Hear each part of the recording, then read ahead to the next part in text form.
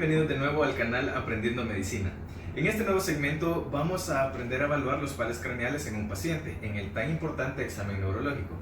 Este nos sirve de mucho a la hora de evaluar pacientes en los cuales tenemos sospecha que han sufrido alguna afección en el sistema neurológico, como por ejemplo aquellos que con convulsiones, con eventos cerebrovasculares, con traumatismos craneoencefálicos, etcétera, etcétera. En esta parte específica se evalúan los 12 pares craneales, tanto función sensitiva como motora. Y aquí es donde detectamos en qué parte del sistema nervioso está la anormalidad en el paciente. A continuación, procederemos a evaluar los 12 pares craneales, comenzando por el número 1, que es el nervio olfatorio. Para evaluar el primer par craneal, que es el olfatorio, se le presenta una serie de sustancias al paciente y este tiene que identificar qué tipo de olor es, qué sustancia es, por supuesto, y si le resulta agradable o desagradable, pero claro, intentando que no le irriten dichos olores. A la hora de hacerlo, se debe asegurar de que cada fosa nasal del paciente esté abierta totalmente, para que éste así pueda identificarlos y nosotros sí podremos detectar si hay alguna anormalidad. Cierra los ojos, por favor, y necesito que identifique estos olores. ¿Lo siento? Sí. ¿De este lado? Sí. ¿Qué puedo identificar? Canela. Correcto. Ahora le voy a presentar otro. Por favor, mantenga los ojos cerrados. ¿Lo logro identificar?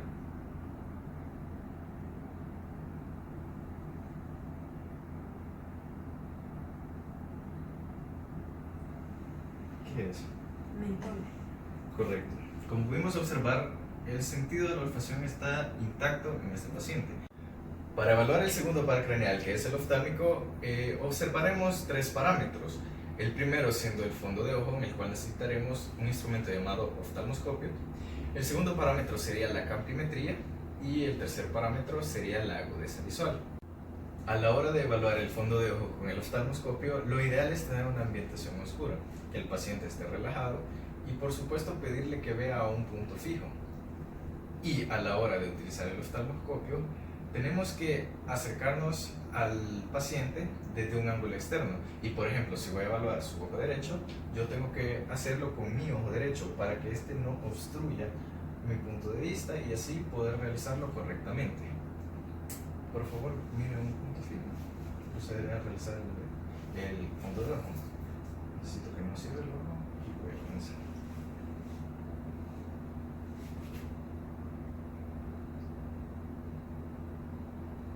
Lo importante del fondo de ojo es primero identificar el reflejo rojo para poder así ver la pupila óptica, así como también ver si hay alguna anormalidad, como por ejemplo las manchas algodonosas y por supuesto ver la relación arteria-vena. Vamos probando con las dioptrías y pues hacemos lo mismo con el otro ojo.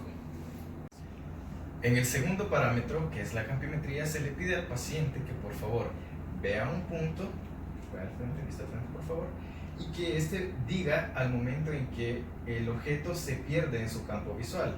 En este caso, vista al frente, y necesito que usted me diga cuándo lo deja de ver. De mover siempre, mantenga su vista al frente. Okay. Entonces, usted me avisa.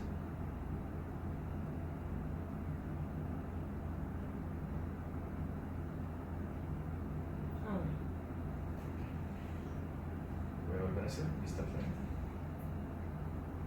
Me avisa, me avisa, me avisa.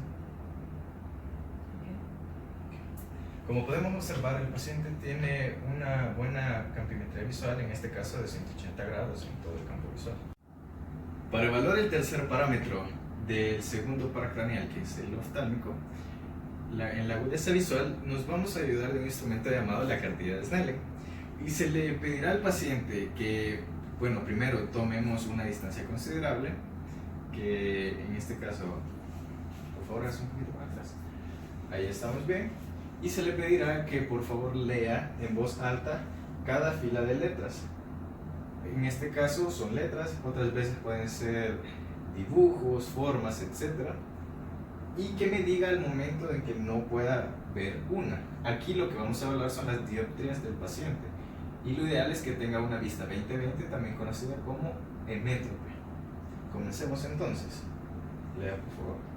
E, F, P, T, O, Z, L, P, E, D, P, E, C, F, D, E, D, F, C, Z, P, F, E, L, O, P, Z, D, D, E, F, P, O, T, E, C, L, E, F, O, D, P, C, T, F, D, P, L, T, C, E, O. Muy bien, como pudimos observar, es una paciente que tiene una vista 20-20. Para evaluar los siguientes pares craneales, como por ejemplo el oculomotor, que es el tercero, el patético troclear, que es el cuarto, y el abducens o motor ocular externo, que es el sexto, comenzaremos, por ejemplo, a ver si el paciente tiene las pupilas del mismo tamaño o isocóricas, es decir, que no tengan una diferencia de 0.4 milímetros entre sí. ¿Cómo podemos ver esto? Por supuesto, con la ayuda del mismo oftalmoscopio o con una lámpara, y procederemos a observar, por favor.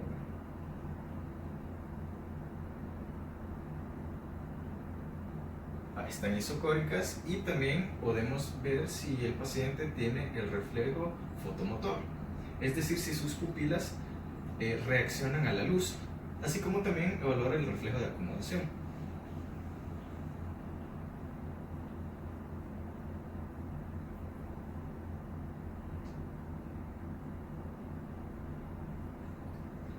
Están presentes en ambos ojos. Y para los movimientos oculares, le pediremos al paciente que mire a un punto, en este caso esta lámpara, le pido por favor que mire esta lámpara, y procederemos a moverla. En este caso podríamos hacerlo como en forma de asterisco para evaluar cómo están los movimientos oculares del paciente. Por favor. Y sígalo con la mirada.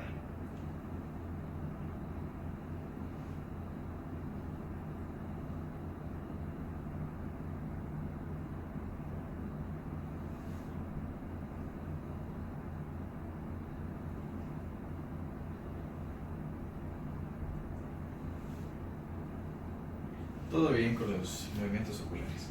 Para evaluar el quinto nervio craneal o trigémino, procederemos entonces a observar los parámetros tanto sensitivo como motor. En la parte motora del nervio trigémino, lo que evaluaremos son los músculos temporales y maceteros. ¿Cómo podemos hacerlo? Primero, pidiéndole al paciente que por favor apriete los dientes y haga como que está mordiendo. Primero los temporales. Observamos una ligera contracción. Está bien. Ahora los maceteros, por favor. Y ahora mueva la mandíbula de un lado a otro. Como podemos ver, el componente motor del nervio trigémino está intacto. Para evaluar el componente sensitivo del nervio trigémino, le pediremos poner al paciente que cierre los ojos y con un objeto, ya sea punzante o romo, en este caso ocuparemos un objeto punzante del mismo martillo de reflejos, y procederemos a palpar la frente, los pómulos y la mandíbula del paciente. Cierre los ojos, por favor, y necesito que me diga si siente algo. Sí. Sí. Sí. Ahora en el otro lado. Sí. ¿Siente igual? Sí. Sí. Y como último punto, siempre en el nervio craneal trigémino, lo que vamos a evaluar es el reflejo corneal.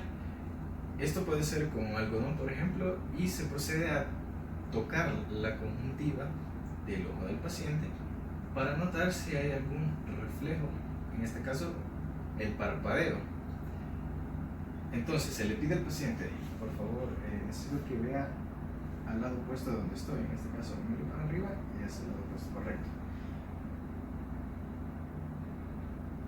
Voy a proceder a sacar un algodón.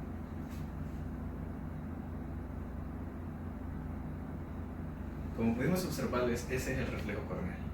Para evaluar el séptimo par craneal o facial es un poco más sencillo.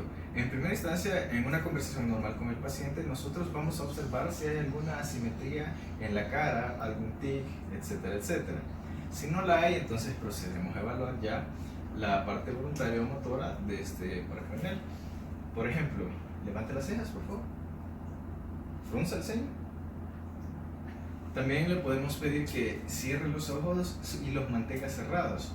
Y así evaluamos la fuerza que tiene al momento de mantenerlos cerrados. Manténgalos cerrados. Voy a intentar abrirlos y hagan la mayor fuerza posible. Por favor, enseñen sus dientes superiores, inferiores. Y sonríe. Y ahora solo hincha los pómulos. Para el octavo paracraneal o vestíbulo coclear, tal y como su nombre lo dice, vamos a evaluar dos parámetros: la parte acústica o coclear y la parte vestibular. Para la parte acústica podemos empezar con un examen o una prueba de susurro al paciente a ver si puede identificar lo que le estamos diciendo. Luego de esto podemos, con la ayuda de nuestro diapasón, realizar dos famosas pruebas que se llaman de Rine y de Weber. Para la prueba de Rine vamos a evaluar la transmisión aérea y la ósea, en cual la aérea tiene que ser mayor a la ósea. Sonamos el diapasón de 256 Hz y primero evaluamos la transmisión ósea. Eso es lo que me diga cuando lo deje de oír.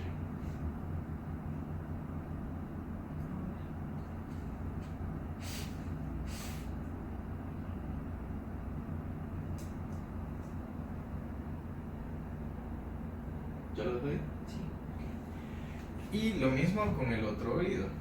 Ahora, para la prueba de Weber, aquí vamos a ver si hay lateralización de ondas.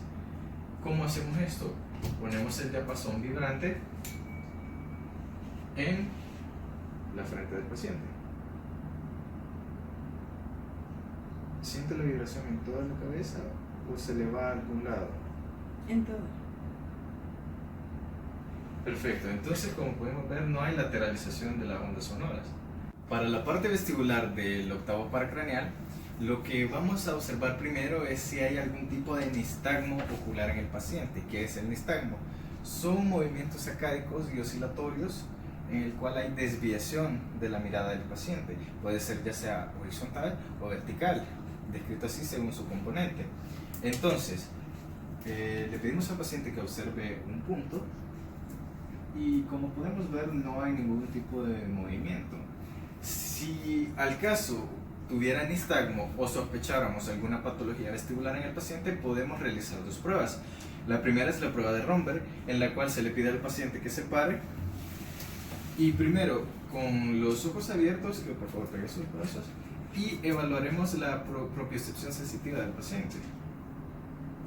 Si hay algún tambaleo, no lo hay, ahora por favor cierre los ojos y manténgase así. Lo ideal son de 30 a 60 segundos y pues no hay ningún tambaleo. Y entonces también podemos evaluarlo con la prueba de Barani, que puede abrirlos ya.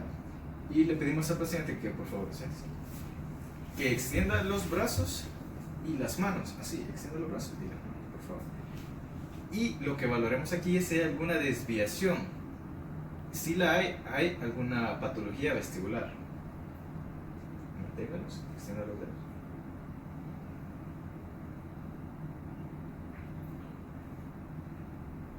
Como podemos ver, no hay ninguna desviación, por ende, el nervio vestibulo-coclear está intacto. Para evaluar el noveno par, que es el glosofaringio, procederemos primero a escuchar la voz del paciente. ¿Cómo podemos hacerlo? Estableciendo una conversación normal o pidiéndole que diga una oración. ¿Qué tal? ¿Cómo se encuentra? Muy bien, gracias. ¿Se ha sentido mal últimamente? No, ¿Qué hizo ayer? fui al supermercado. Bueno, ahí como podemos escuchar, no existe una voz de calidad nasal, tampoco hay ronquera o alguna alteración como una disfonía. Entonces, ese componente está bien. También le podemos decir al paciente que abra la boca y diga ah, por favor diga ah. Ahí observamos el movimiento del paladar blando y observamos la faringe. Y podemos ver que no hay ninguna alteración. También le podemos decir al paciente que pruebe unas sustancias y me diga qué sabor tiene. Por ejemplo, si yo pruebo esto.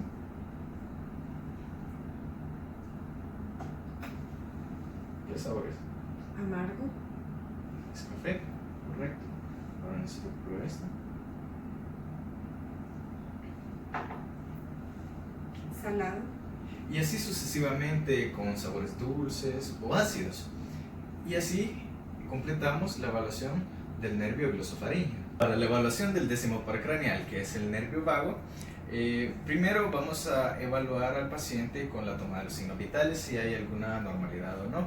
Por ejemplo, en la tensión arterial o en la auscultación al momento de escuchar los latidos cardíacos del paciente. Si no la hay, entonces al evaluar el nervio vago, lo que hacemos es pedirle al paciente que abra la boca y con la ayuda de un bajalenguas y con la bioseguridad necesaria, procedemos a elevar la lengua, bajarla y a construir los músculos faríngeos. Y también lo que necesitamos evaluar es el reflejo nauseoso, si está presente o no. ¿Cómo lo hacemos? Con el bajalenguas estimulamos la parte posterior de la garganta, buscando el reflejo nauseoso. Como podemos observar, está presente. Y por último, en el nervio vago, también evaluamos la deglución del paciente, si es normal o es anormal. ¿Cómo lo podemos lograr? Le pedimos al paciente que por favor trague, haga como que trague saliva. ¿Otra vez? No hay ninguna anormalidad. Para evaluar el 11º par craneal o espinal accesorio, lo que evaluamos es si hay trofismo muscular tanto en los músculos trapecios como en el esternocleidomastoideo. ¿Cómo lo hacemos? Bueno, primero empezamos evaluando el músculo trapecio de ambos lados. Lo que le pedimos al paciente es que encoja los hombros y haciendo contrafuerza, ver si hay alguna anormalidad. Y no, hay simetría tanto en el trofismo como en la fuerza. Y ahora, a evaluar el músculo esternocleidomastoideo, lo que le pedimos al paciente es que gire la cabeza haciendo resistencia a nuestra fuerza. Por ejemplo, gire la cabeza a su izquierda, ahora a su derecha, nosotros haciendo resistencia al lado contrario. Y como pudimos observar, hay tanto trofismo como fuerza muscular adecuada en su músculo esternocleidomastoideo. Ya por último, para evaluar el par craneal número 12 o hipogloso, primero tenemos que estar atentos en la articulación de palabras del paciente. ¿Cómo podemos lograrlo? Pidiéndole que lea algún fragmento de un libro y pues estar atentos al momento que ella esté hablando si hay alguna anormalidad. Por favor, lea este fragmento. El que habita el abrigo del Altísimo morará bajo la sombra del Omnipotente. Diré yo a Jehová, esperanza mía y castillo mío, mi Dios, en quien confiaré. Como pudimos observar, no hay ninguna anormalidad en la articulación de las palabras, así como también en el suelo de la boca. Al momento que ella habló no se observan atrofias ni fasciculaciones. También le pedimos al paciente que por favor saque la lengua y observamos si hay alguna desviación anormal. Por favor, saque. Muévala a un lado. Y ahora en su pómulo, empuje.